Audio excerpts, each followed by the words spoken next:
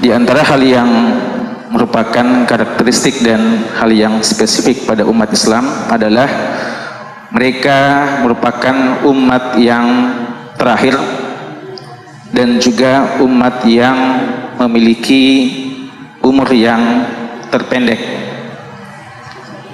Dalam hadis yang diriwayatkan Imam Bukhari dan Muslim, Nabi SAW bersabda, "Nahnul akhirun." Kita adalah kaum umat yang paling terakhir. Dan umur umat Islam sebagaimana kita ketahui hanya sekisar 60-70 tahun. Sangat berbeda dengan umat-umat sebelum kita yang ratusan tahun, bahkan mungkin ribuan tahun.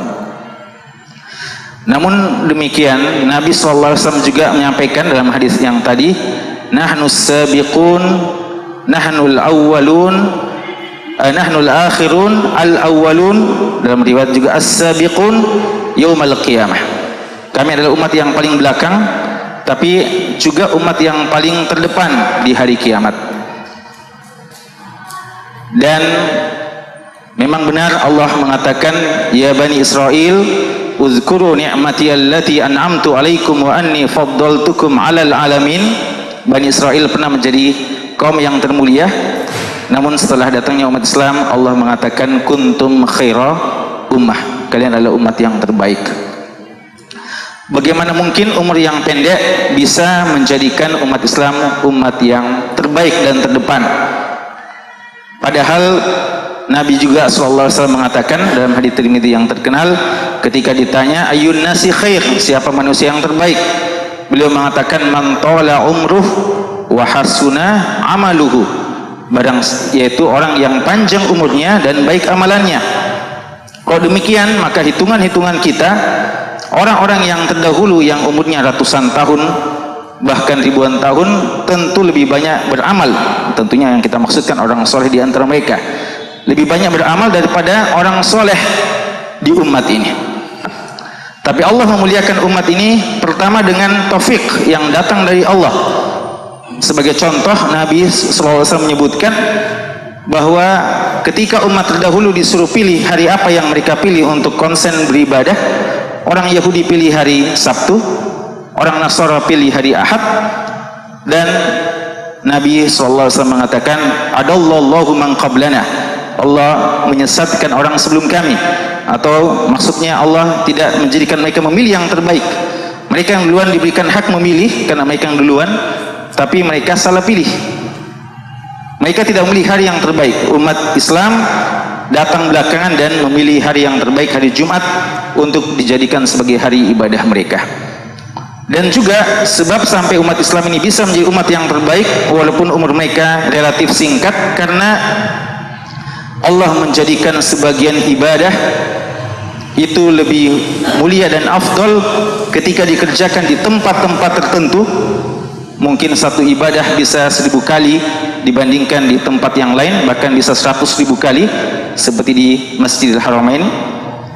Dan juga adanya sebagian waktu yang ketika kita mengerjakan ibadah tersebut, amalan kita bisa berlipat ganda, ya, seperti yang kita tahu dari Lailatul Qadar umpamanya, dan beberapa amalan-amalan yang lain.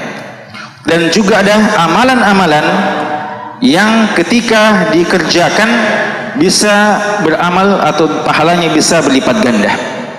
Oleh karena itu Nabi kita SAW, walaupun umur beliau cuma 63 tahun saja, tapi sepakat para ulama kita bahwa beliau adalah Nabi yang terbaik.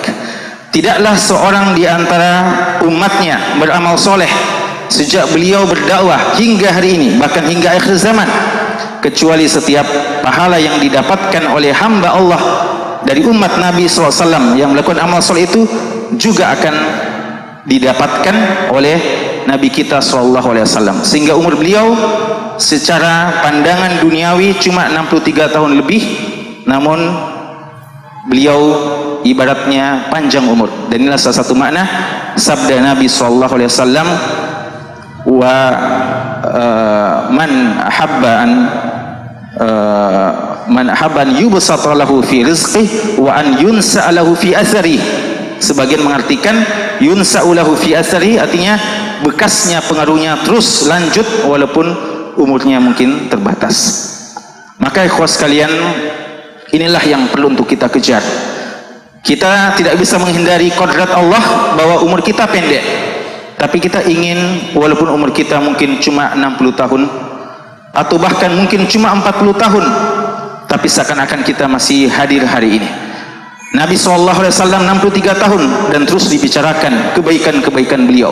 Juga sama Abu Bakar As-Siddiq radhiyallahu anhu, Umar bin Khattab radhiyallahu anhu, Abdullah bin Mas'ud, Ali, Abu Ubaidah, mereka semuanya umurnya sekisar 63 tahun ketika mereka wafat. Bahkan sebagian umat Nabi SAW 40 tahun saja. Imam At-Tabari bahkan sebelumnya Umar bin Abdul Aziz rahimahullah dan Imam Nawawi seakan-akan masih hadir hari ini, padahal beliau sudah lama meninggalkan kita. Inilah seharusnya kecerdasan seorang hamba. Makanya dalam sebagian hadis yang didoifkan sebagian namun dihasankan oleh sebagian, orang yang dikatakan cerdas al-qis adalah orang yang beramal untuk masa depannya, masa akhirat. Kita perlu banyak berdoa dan perlu banyak berusaha untuk itu. Ada doa yang Allah ajarkan kepada Nabiullah Ibrahim alaihissalam, atau bahkan Nabi Ibrahim menyebutkan dan Allah menghikayatkan kepada kita ketika Nabi Ibrahim berdoa dengan beberapa doa yang sangat penting dalam surat Asy-Syu'ara. Di antara doa beliau, waj'alli lisana sidqin fil akhirin waj'alni min warathati jannatin na'im waghfir li abi innahu kana minadh-dhallin wala tukhzini yawma yub'atsun yawma la yanfa'u malun illa banun wala yanfa'u malun wala banun illa man atallaha biqalbin salim. Kata-kata waj'alli lisana sidqin fil akhirin, ya Allah jadikanlah untukku lisana sidq, lisan-lisan yang jujur yang baik untuk orang-orang setelahku. Di antara tafsirannya adalah beliau senantiasa dikenang, setiap orang membicarakan tentang Nabi Ibrahim alaihissalam selalu memujinya, selalu mendoakannya. Kisah ketika beliau menyembelih anaknya atau hampir menyembelih anaknya terus dibicarakan minimal sekali dalam setiap tahunnya. Ini adalah salah satu pembuktian bahwa Allah telah memberikan kepada beliau lisana sidqin fil akhirin, dan Allah telah mengatakan waja'alna lahum lisana sidqin aliyya, dan Allah telah memang memberikan kepada beliau lisana sidq bagi orang yang datang setelahnya. Dan demikianlah para ulama kita jamaah sekalian. Disebutkan bahwa Imam Ahmad rahimallahu taala ketika beliau telah berdakwah sekian lama dan akhirnya wafatnya para ulama tidak sama dengan wafatnya orang-orang biasa. Bahkan wafatnya apalagi para ahli bidah. Imam Ahmad pernah mengatakan ketika ahlul bidah juga makin gencar berdakwah, lalu ketika beliau ditanya, beliau mengatakan qulu lahum bainana wa bainakum yaumal janaiz, katakanlah kepada mereka nanti akan menjadi pembeda antara kita dengan mereka pada hari ketika kita sudah menjadi jenazah. Artinya ketika kita sudah wafat, bagaimana respon perhatian dari masyarakat ketika seorang alim yang soleh, seorang alim yang muslih wafat dibandingkan seorang yang kerjanya merusak di tengah masyarakat atau mungkin di kalangan ahli bidah. Akan sangat nampak perbedaan. Nanti yaumul jenazah para ulama tidak akan sama dengan yaumul jenazah orang-orang biasa, apatah lagi para penyuruh kebatilan. Dan sangat benar apa yang dikatakan oleh Imam Ahmad rahimahullah ta'ala. Al-Imam Ibnu Katsir rahimahullah ta'ala dalam Bidayah wa Nihayah menyebutkan tidak kurang dari 700.000 orang yang menghadiri jenazah Imam Ahmad rahimahullah ta'ala. Dan bukan cuma di kalangan kaum muslimin, ada 4 kata beliau golongan yang menghadiri jenazah beliau. Kaum muslimin tentu saja, ada juga Yahudi, ada juga Nasrani, dan ada Majusi. Dan tidak kurang dari 10.000, bahkan dalam sebagian versi 20.000 masuk Islam ketika mengantar atau ketika wafatnya Imam Ahmad rahimahullah ta'ala. Jin pun dikatakan, ya, mungkin sebagian ulama waktu itu punya muamalah khusus dengan jin, ya, atau kenal juga dunia jin. Disebutkan jin juga pada bersedih, ya, dengan wafatnya seorang Imam Ahmad, karena memang seorang alim dia berilmu dan dia mengajarkan ilmunya, dan ilmunya kadang dihadiri taklimnya oleh manusia dan jin. Wallahu a'lam. Ya, mungkin Ustaz Harman bisa nanti menjelaskan ya. Khusus kalian, ini makin terasa dan sangat terasa beberapa hari yang lalu ya. Kita tahu hari Sabtu kemarin ya, kita semuanya merasa kehilangan dengan seorang alim, seorang mukri, qari, imam Masjid Nabawi ya, utamanya dalam surat Tarawih, dan imam Masjid Quba, yaitu Syekh Muhammad Ayyub rahimallahu taala. Beliau mungkin tidak banyak yang kenal ya, kecuali mungkin sebagian sering mendengarkan dan menikmati qiraah beliau, tapi mungkin tidak tahu secara persis yang mana Syekh Ayyub ya. Sehingga kadang sebagian ikhwah kita bilang Syekh Ayyub meninggal, dia bilang yang mana itu ya. Lalu kita bilang ini qiraahnya, bilang oh ini sudah lama, kami senang dengan qiraahnya. Beliau seorang sosok ulama yang memang setahu kami beliau tidak terlalu tampil dan tidak terlalu terkenal. Namun Allah Subhanahu wa taala memuliakan beliau di hari wafat beliau ya. Semua orang yang menyaksikan ya bagaimana jenazah beliau, melihat bagaimana penghormatan para ulama, bagaimana ulama semuanya berkomentar dan memuji beliau, dan murid-murid beliau, bahkan mungkin orang yang belum sempat ketemu dengan beliau. Dan alhamdulillah ya, para asatidzah kita yang di Madinah ya pernah ketemu langsung ya, sebagian kita pernah diajar di kelas, kita melihat betul bagaimana sosok seorang alim, seorang ahlul Quran seperti beliau ya. Beliau begitu dihormati, bahkan beliau dikatakan setelah meninggalnya, barulah pada hari meninggalnya channel Telegram untuk khusus untuk beliau baru dibuatkan ya. Lalu begitu banyak jamiah khairiyah langsung membuka kesempatan wakaf atas nama Syekh Muhammad Ayyub rahimallahu taala, dan seterusnya ya. Dan juga beliau seorang alim yang tidak melupakan tarbiyah kepada anak-anak beliau, dan ini juga termasuk zuriyah akan meneruskan kebaikan-kebaikan dan amal soleh beliau.